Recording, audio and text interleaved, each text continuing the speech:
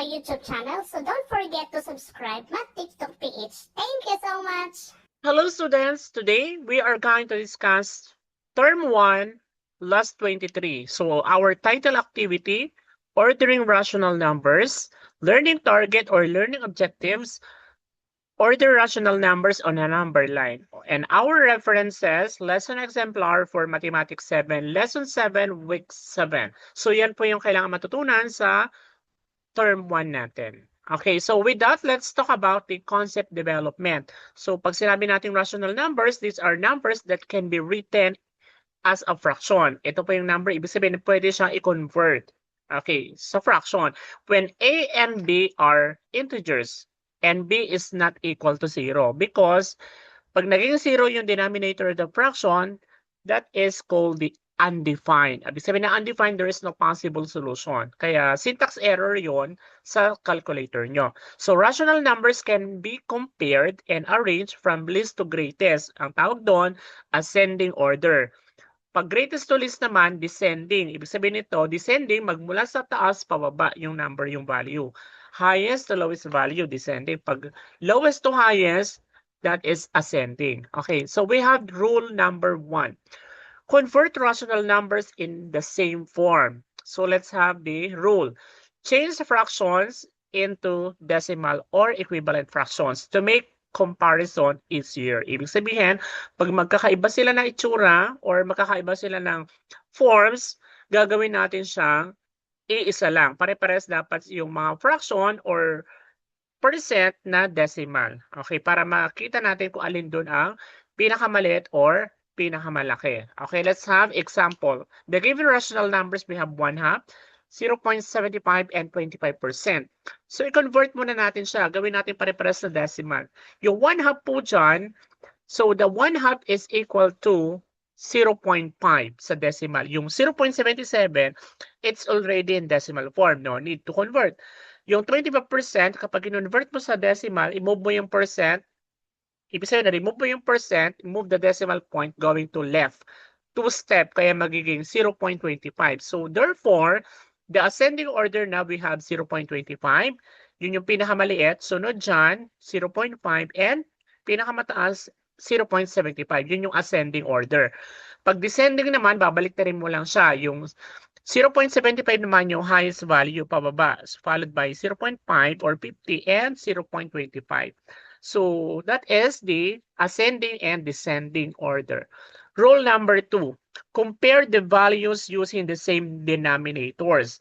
Ibig sabihin nito, so kapag yung given rational numbers ay pare-pares silang fraction, at yung fraction na yan pare-pares ng denominator. Ibig sabihin, ang similar sila. All you have to do is observe the numerators. Tingnan mo po dyan, yung numerators nila, meron tayong 4, 2, tsaka 3. Sino dyan ang pinakamaliit na values? For this ascending order, since 2 is less than, or yung 2 ay mas maliit kay 3, yung 3 naman is less than 4, so we found out that 2/5 is less than 3/5. And 3/5 is less than 4/5. Kaya yan yung ating ascending order. Okay. Then, descending order naman, babalik na rin mo lang, since 4 is greater than 3 and 3 is greater than 2, we found out that the descending order is 4/5, pinakamataas yan, followed by 3/5 and 2/5. Okay, so rule number 3. When denominators are different, gagawin natin silang pare-parehas or find equivalent fractions. For example, rational numbers, we have 3/4, 1/2, tsaka 2/3. Dissimilar, ibig sabihin different denominators. All you have to do is find the LCD or least common denominator. So ano po yung LCD ng 4, tsaka 2, and 3? Okay, the LCD of these numbers 4, 2, 3 is 12. Gagawin natin silang equivalent fraction. So ibig sabihin yan, yung 12, nasa pare-pares na denominators. Paano nakuha yung 9, 6, 8? Ito po. Yung 12 na LCD, i-divide mo by 4, yung nasa given fraction mo sa original. 12 divided by 4 is 3. Multiply mo yung 3 sa numerator, kaya 9 yon. Kaya 9/12. Pangalawa naman, we have 12 divided by 2, 6 yun. Times 1 sa numerator, kaya 6 over 12.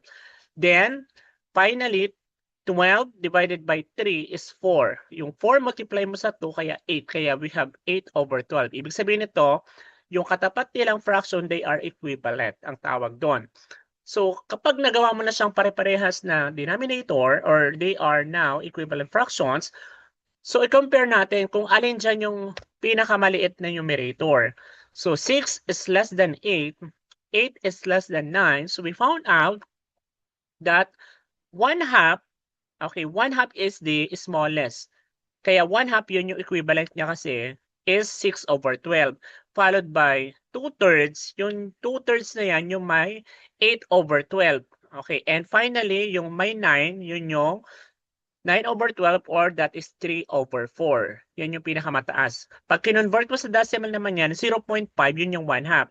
0.666 irrational to 2/3 and 0.75 yun yung 3/4. So kapag ginawa mong descending, babaliktarin mo lang siya, 9 is greater than 8, 8 is greater than 6. So therefore, 3/4, 2/3, 1/2.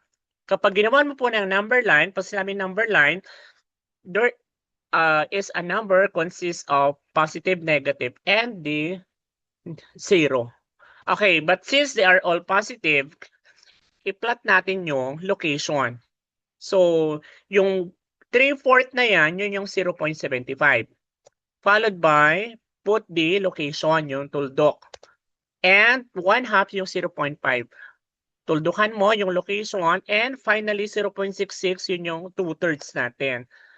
Therefore, that is now the location of the given rational numbers using a number line for ascending and descending order.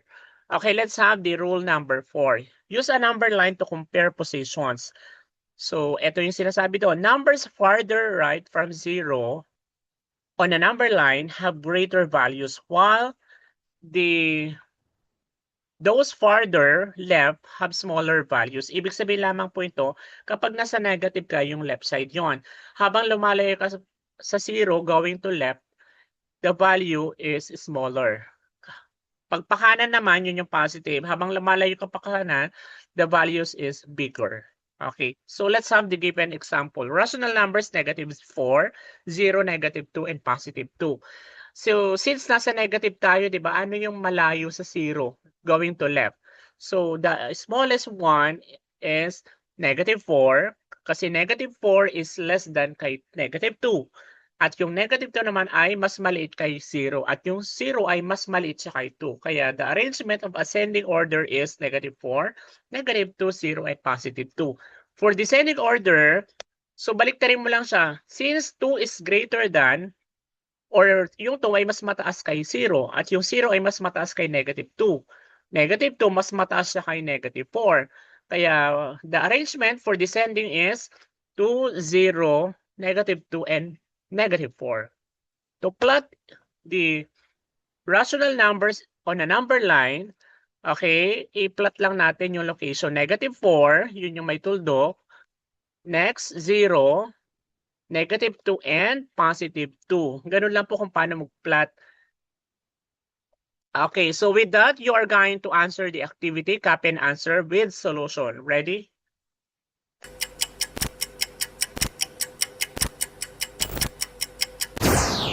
Okay, let's check your answer. For letter A, you're going to compare using the symbols less than, greater than, or equal. For number 1, 3/4 compared to 2/3.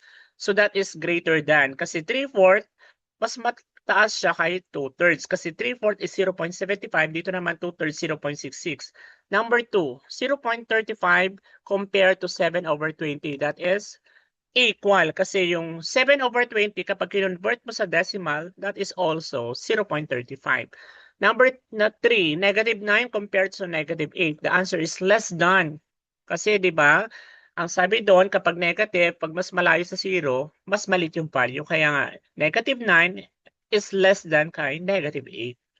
Okay, letter B, number 4. You're going to arrange in ascending. Okay, so we have 1/5, 3/5, 4/5, 7/5. Remember, if they have the same denominator, i-compare mo lang yung smallest na may numerator. Kaya 1 is less than kay 3 at yung 3 less than kay 4 at yung 4 less than kay 7. Kaya that is not the arrangement. In ascending, number 5, 1, 9, 3, 8, 3, 7, and 11 over 18. And finally, we have negative 2/3, negative 5 over 3, 0.75, and 3 over halves. Yan na po yung ating final answer for the activity. Okay, with that, I hope you learned something on how to arrange rational numbers using a number line. Okay, with